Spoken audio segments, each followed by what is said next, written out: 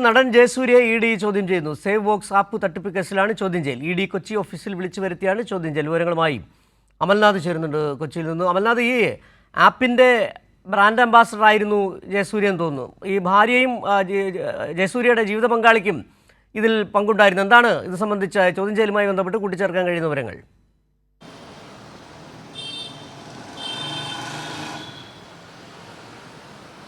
Siju, save box app തട്ടിപ്പുമായി ബന്ധപ്പെട്ടാണ് നിലവിൽ നടൻ ജയസൂര്യയും ഒപ്പം തന്നെ ഭാര്യയും ഇ.ഡി. ചോദ്യം ചെയ്യുന്നത്. ഇത് രണ്ടാം തവണയാണ് ഇരുവരെയും ചോദ്യം ചെയ്യുന്നത്. ഇന്ന് രാവിലെ 11 മണിയോടുകൂടി ജയസൂര്യ കൊച്ചിയിലെ ഇ.ഡി. ഓഫീസിൽ ഹാജരായി. നിലവിൽ ഇപ്പോഴും, അതായത് മണിക്കൂറുകളായി ചോദ്യം ചെയ്യൽ തുടർന്നുകൊണ്ടിരിക്കുന്ന ഒരു സാഹചര്യമാണ്. ഇതിനു മുന്നേ, അതായത് ക്രിസ്മസിന് തലേ ദിവസവും ഇരുവരെയും ചോദ്യം ചെയ്തിരുന്നു.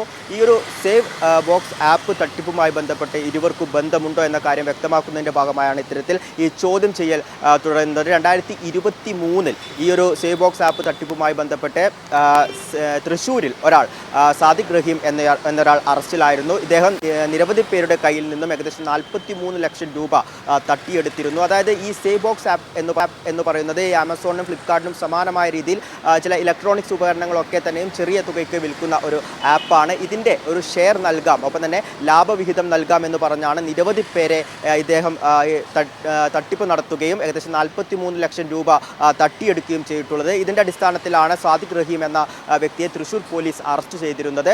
ഒപ്പം തന്നെ ഈ ഒരു ആപ്പിൻ്റെ ബ്രാൻഡ് അംബാസഡറായി നടൻ ജയസൂര്യയാണുള്ളത്. ഒപ്പം തന്നെ ഈ ഒരു ആപ്പിൻ്റെ ഇനാഗുറേഷൻ, അതായത് ഉദ്ഘാടനം നടത്തിയതും ജയസൂര്യയായിരുന്നു. ഇത്തരത്തിൽ ഈ സാദിഖ് റഹീമുമായി ജയസൂര്യയ്ക്ക് ഏതെങ്കിലും തരത്തിലുള്ള ബന്ധമുണ്ടോ, ഒപ്പം തന്നെ ഇതുമായി ബന്ധപ്പെട്ട്, ഈ ആപ്പുമായി ബന്ധപ്പെട്ട് മറ്റാരെങ്കിലുമായി ജയസൂര്യയ്ക്ക് ബന്ധമുണ്ടോ, പണമിടപാട് നടത്തിയിട്ടുണ്ടോ, അത്തരം കാര്യങ്ങളൊക്കെ വ്യക്തമാക്കുന്നതിൻ്റെ അടിസ്ഥാനത്തിലാണ് നിലവിലിപ്പോൾ ചോദ്യം ചെയ്യാൻ വേണ്ടി ജയസൂര്യയെ ഇ.ഡി. ഓഫീസിലേക്ക് വിളിപ്പിച്ചിരിക്കുന്നത്. 11 മണിയോടുകൂടി അദ്ദേഹം ഇ.ഡി. ഓഫീസിലേക്ക് എത്തിയിരുന്നു. ആദ്യഘട്ടമെന്ന രീതിയിൽ ഡിസംബർ 24 തീയതിയും ചോദ്യം ചെയ്തിരുന്നു.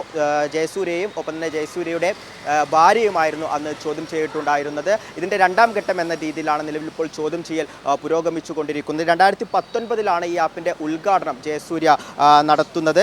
ഒപ്പം തന്നെ ഈ ഒരു ചോദ്യം ചെയ്യൽ മറ്റ് പലരിലേക്ക്, ഒരുപക്ഷെ സിനിമാ മേഖലയിലെ മറ്റു പലരിലേക്ക് അടക്കം കടക്കുവാനുള്ള സാധ്യതയുമുണ്ട് എന്നാണ് നിലവിൽ മനസ്സിലാക്കാൻ വേണ്ടി സാധിക്കുന്നത്. എന്തു തന്നെയായാലും നിലവിൽ ഇപ്പോൾ ചോദ്യം ചെയ്യൽ പുരോഗമിച്ചുകൊണ്ടിരിക്കുന്ന ഒരു സാഹചര്യമാണ്. മണിക്കൂറുകൾക്കകം ചോദ്യം ചെയ്യൽ കഴിഞ്ഞാൽ മാത്രമേ കൂടുതൽ വിവരങ്ങളിലേക്ക് എത്താൻ വേണ്ടി സാധിക്കുകയുള്ളൂ. ഇപ്പോൾ ചോദ്യം ചെയ്യൽ, അതായത് ജയസൂര്യയെ നിലവിൽ ഇ.ഡി. ഓഫീസിൽ ചോദ്യം ചെയ്തുകൊണ്ടിരിക്കുകയാണ്.